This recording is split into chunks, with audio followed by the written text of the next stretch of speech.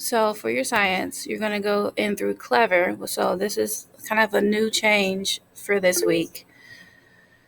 Um, let's see. Miss Hazard, can somebody blipped in the thing? Somebody made a comment, but I can't read it right now. All right, so you should be able to see a Gizmos app. I just went ahead and put a heart on it, so it's one of my favorites. If for some reason you don't see it, you have to come up here and click and type in Gizmos, and it'll come up. But what's nice is that you don't have to sign in or remember a username or password. All right, so let's check to see.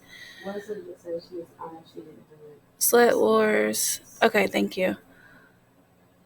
So for the Sled Wars, we kind of went through this already before launch gizmos, but you can manipulate the height of the sled by moving him up or down.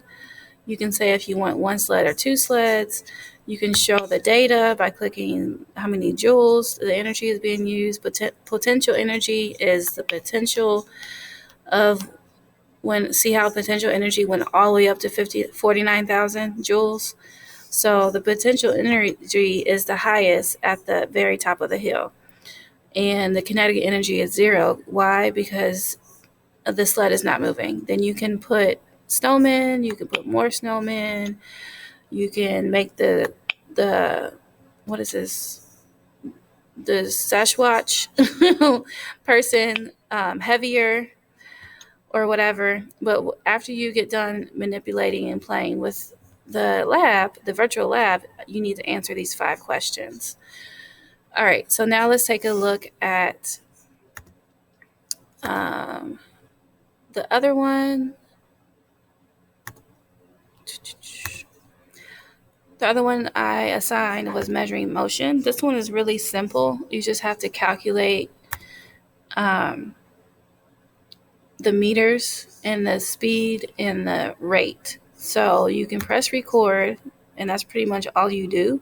And you watch the cars and the animals walk past and the people, and you have to notice some things. Like you have to notice the trees, like how many trees are in the background. You have to notice the direction of the animals and the direction of the cars and the speed and all of that.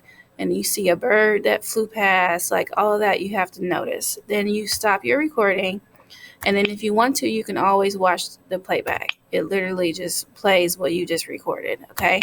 So then after that, you have to basically infer the answers to these questions. I guess you can kind of try to set the atmosphere the way that the question is asking, but that might be difficult because I think they send different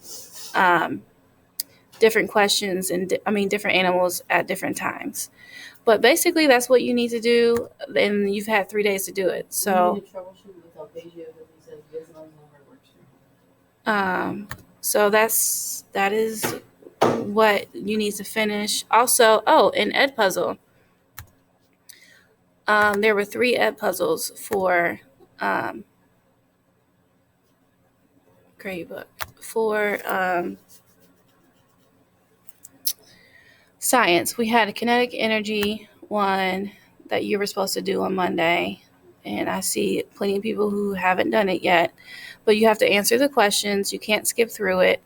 Then the other one was potential energy. And you have to type in the answers. You can't skip through it. And there's several people who didn't do that one either. Back in the day, it seems like a long time ago, we had a Bill Nye the Science Guy that some people still haven't done. So if you haven't done the Bill Nye the Science Guy, which I have to go back to.